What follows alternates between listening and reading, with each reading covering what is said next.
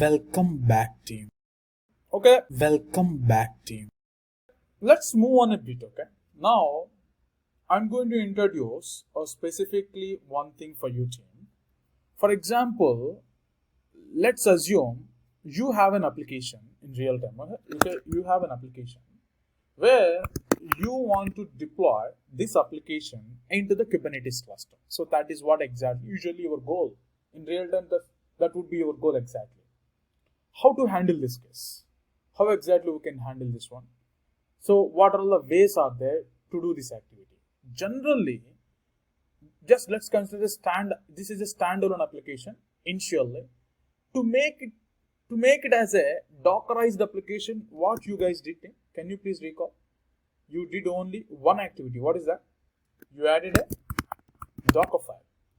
You simply added a Docker file to this application, and your application being converted to a Dockerized application.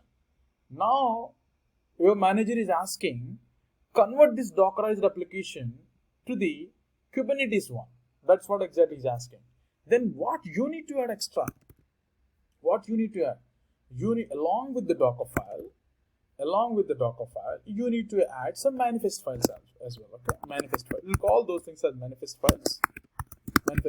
Those files really will helpful for you to deploy your application as a pod into your Kubernetes cluster.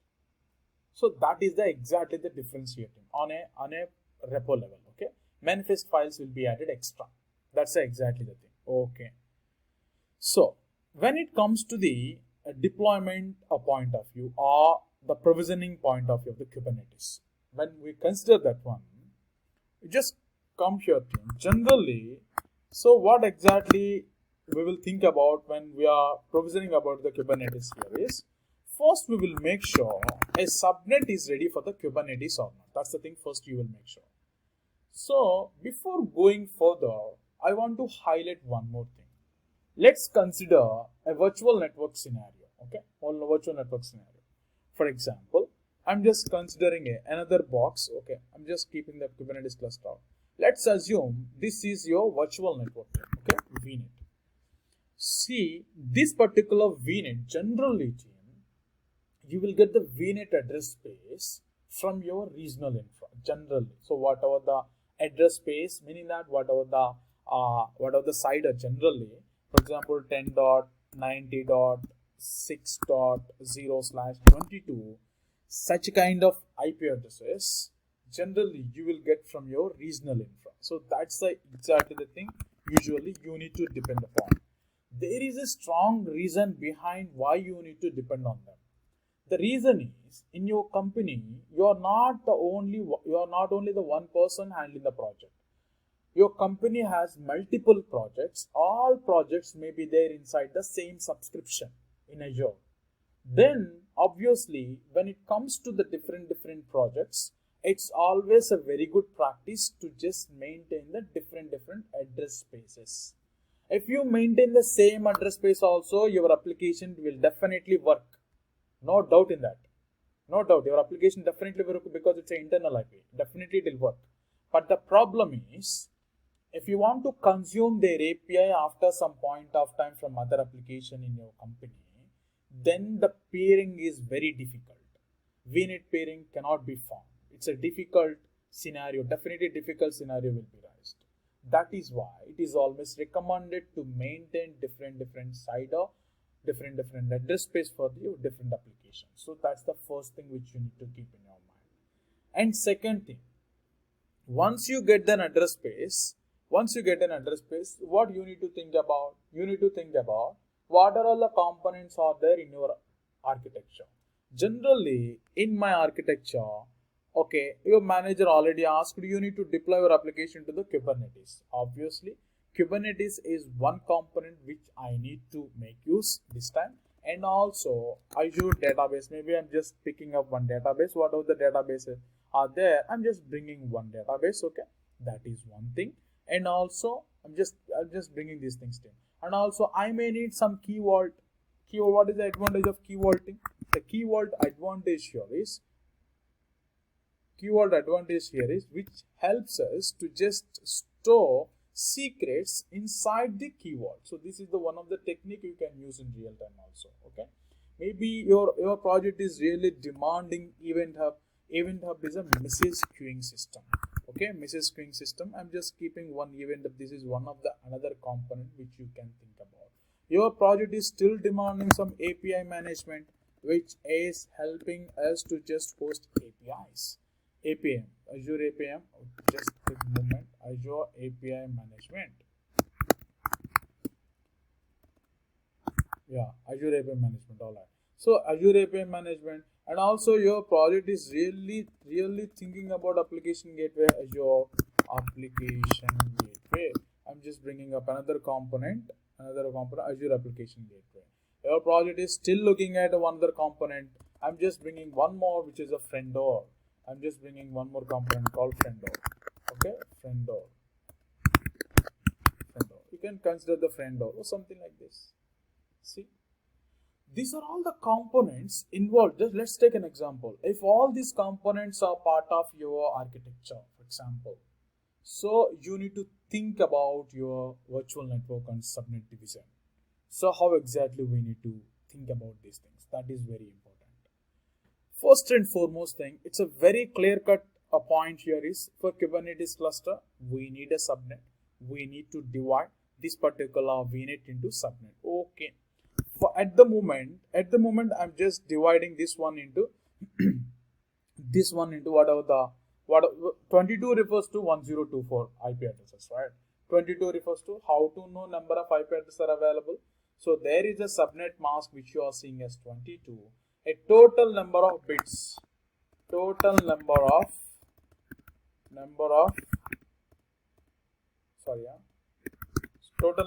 bits available for IPv4 address. I'm just keeping here 32. Generally, when you'll be provided with this particular address space from regional infra, first thing what you need to do here is there /22 means out of 32 bits, you can see 10.90.6.0 out of 32 bits, 22 bits are reserved. 22 bits are reserved. That is exactly the meaning for this. You may get doubt where exactly these 32 bits are. So each section is representing one octet. Octet means 8 bits. So I'm just typing here. I'm just typing below to that 8 bits dot 8 bits dot 8 bits dot 8 bits. Okay, so something like that. So what exactly the meaning for this one? Totally I'm /22 I'm just providing. So meaning that a total of 32 bits is the one exactly you are seeing at the moment on the screen. So this is actually a actual value which you can represent in the bit format also. You need to recall your childhood studies. If you go there for the binary formatting, generally if 8 bits I'm just telling here, right? Let me write down the 8 bits here. So for example, what is the first value? 2 to the power of 0. Generally, right? 2 to the power of 0, and I'm just going before to that, and 2 to the power of 1. 2 to the power of 1. I'm just going one more, and I'm just going 2 to the power of 2, and I'm just going one more, 2 to the power of 3. I'm just going one more, 2 to the power of 4. Just going one more, 2 to the power of 5. Okay, I'm just going one more, 2 to the power of 6. One more, 2 to the power of 7. Okay. For example, team, just think about this case. Okay, you represented 8 bits here. 8 bits here. For example, what is 2 to the power of 0 means? 2 to the power of 0 means it's a 1. The value is 1. And space 2 to the power of 1 means 2. 2 to the power of 3 means the value is 8. Sorry, 2 to the power of 2 is value is 4. 2 to the power of 8 means 2 to the power of 3 means 18. Okay. And next one, 2 to the power of 4 means 16. And next one, 2 to the power of 5 means 32. 2 to the power of 6 means 64.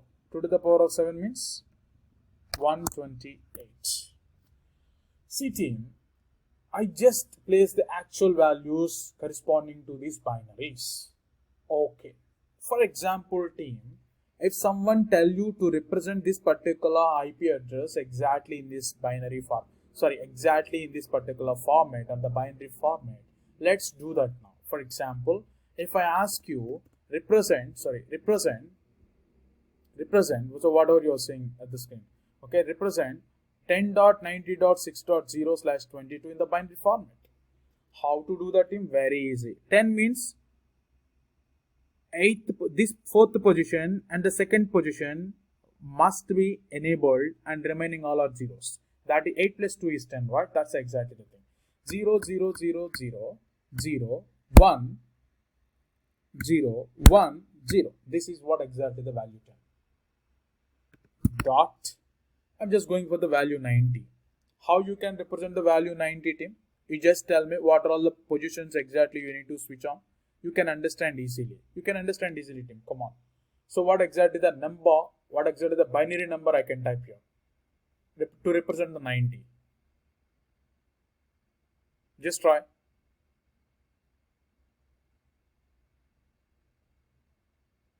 Just try and type in the chat box to anyone. Just try, no worries, nothing will happen, just try.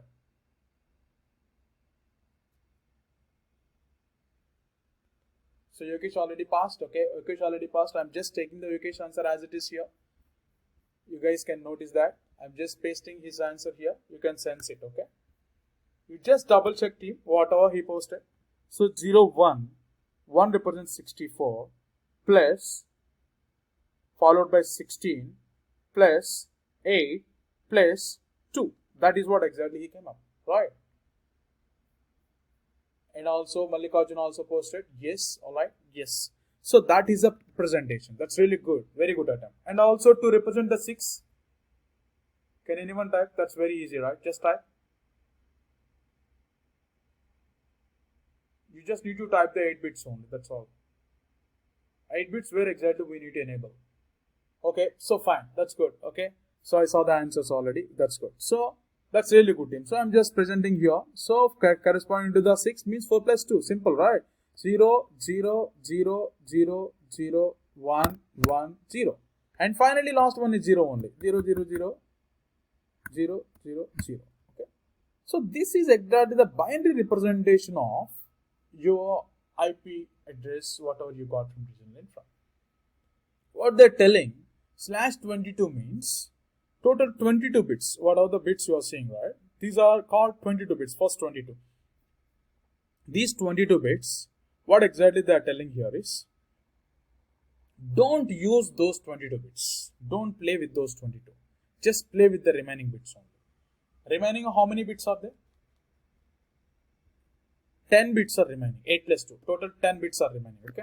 Number of, I'm just typing, number of bits available in the address space. How many bits? 10 bits are available. You know another question you want me to ask? Number of IP address I can form. For example, if the 10 bits are there, how many IP address actually available? Okay, I'm just asking a question. Number of IP address available for the host. I can say it's a host, that's exactly the right word. So number of IP address available for the host equal to 2 to the power of 10, which is 1024. So this is exactly your calculation. So meaning that you have 10 bits available for you to play, but first 22 is reserved for the network. But 10 bits are only for the host, where we can deploy all our applications even in real time. When you go for a company where you are getting a VPN network, you will be allocated out of this 1024 and the left side one, which is a reserved for the network. That's where exactly when you are connecting to the VPN, your IP address, you can get an IP address where you can sense it some private IP which you can see. That IP address is coming from this particular side only, particular host side only, the 10 bits only. From the 10 bits only. That's where reserved for you. where you will get that particular IP. But the point you need to understand, what we need to, why we are discussing these things and all, actually not required for you, why we are discussing these things. The reason is, whatever the CIDR regional infra is giving, whatever the address-based regional infra is giving, how many IP addresses are actually available? Maybe you might have asked, okay, I need some 2000 IP addresses. So casually you asked. But when they give this particular CIDR with address space with you, you should understand whether it is really 2000 or not. You should know how to know. This is the technique, this is the calculation you should follow. Now easily I can understand, yes, I have the 2000 IP addresses or 1000 IP addresses by using this 2 to the power of host bits. 2 to the power of host bits calculation. 2 to the power of host bits is nothing but a number of IP addresses which you can play. Now I am giving one problem for you. Okay, I have 1024 IP addresses with me. For example, when I'm provisioning, so out of all these components, the main component which can host the application is the Kubernetes. Rest all the components have a specific importance, but your application always will sit inside the Kubernetes. That's very clear. Each and all other component has its individual importance, but not a deployment hostable components. Okay. Only Kubernetes was the only thing can handle that. Okay. So you need to plan a proper subnet for your Kubernetes. When you are planning for a Kubernetes, now I'm just keeping here 10 dot, for example, 90.6.0/22 is the one exactly the CIDR you got. For example, if you have something like this, but you want to reserve some half of your address space, maybe 512. You want to reserve 512 for your Kubernetes cluster, then easily you will keep 23. You know what is 23 means? How many bits are left over, team? If you keep 23, 32 minus 23. Again, 32 minus 23. How many? You can sense it, right? 2 to the power of 9. Again, it is just coming under 512. So meaning that you are reserving 512 IP addresses for Kubernetes. Now my question here is, I want to launch 3 nodes. Okay. I'm just keeping 3 nodes here. This is node number 1. Okay. Node number 1. And another node I'm just considering node number 2. Another node I'm just considering, okay, node number 3 or something like that. Okay. Yeah. Or something, sorry. Yeah. Okay. I'm just keeping another one. Okay. So now the point what you should understand here, team. So when you are thinking about, you are allocating 512 IP addresses. What does it mean? So you know very well each node will have pods. You know that already, pods. So when you are provisioning your Kubernetes cluster, you will tell very clearly, in my Kubernetes cluster, I want to have some 100 pods, max 100 pods. I want to keep only 100 pods. This is your wish. And there is a limit also, which you can see when you are provisioning the Kubernetes cluster. So meaning that you want to keep only 100 pods inside the node 1, for example, node 1. So this configuration is a common. You cannot control from node to node, which is a common thing only. Even here also 100, here also 100. Total how many pods?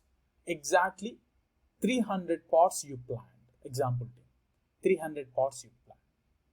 I told one technique, each pod requires one IP address. Agree? Each pod requires one IP address. I told this point already. So 300 pods will take 300 IP addresses. Just come here, Tim. Okay. I'm just writing the scenario. 512 addresses are available with you. Okay, very important one, Tim, this one. So 3 nodes are with you. And I'm telling 3 nodes are consuming 3 into 100 pods. That's exactly the thing I'm telling. So meaning that it says 300 pods. You got it right. 300 pods total. So 300 pods is nothing but 300 IP addresses. Now how many IP addresses are left over, team? Can someone please type? How many IP addresses are left over? Anyone can say. How many will left over? 112. Sorry, 212, right? 212, right? So 512 minus 300, no? So I'm just bringing that particular thing. Total leftover IP addresses. So 512 minus 300. Maybe you can take easily some 212. Now I'm asking a question. How many nodes I can scale up to? What is this one? What is node scale up? For example, team, in real time, when you are deploying your applications and your applications are demanding more and more resources, if your node don't have the capacity, then one more node will be launched. One more node will be launched. That is what cluster autoscaler. Meaning that your number of nodes will be scaled up based upon your load, based upon your part consumptions. So, and if you want to try to launch one more node, which is the sixth one, so already 3 are there, 4, 5, 6, sixth one. Now, how many IP addresses you have, team? 212. So, it can hardly support only 2 nodes. So, 2 nodes again 2 nodes to another node. So, 3 nodes are already there, plus 2 additional nodes. Right, 2 additional nodes. What are the thing, team? Okay, 2 additional nodes. Whatever you are seeing, 2 additional will consume into 100. So total 500 over already. If you want to launch the 6th node, this is impossible. You cannot launch the 6th node in your Kubernetes cluster. You cannot launch this one. You cannot launch. Then, if your application is really demanding to scale up, you will face an issue. You will experience an issue. You will get an issue in real time. You will get an issue. So, it is always recommended to reserve a sufficient number of IP addresses, especially for the Kubernetes cluster. That's the bottom point exactly I want to highlight. If you don't reserve properly the sufficient IP addresses for Kubernetes cluster, finally your autoscaler, especially the cluster autoscaler, will fail. Cluster autoscaler is not happens on time. Obviously, your application cannot be served with heavy traffic. That's the point you should think about. All right, team. Thank you for the session. See you in the next part.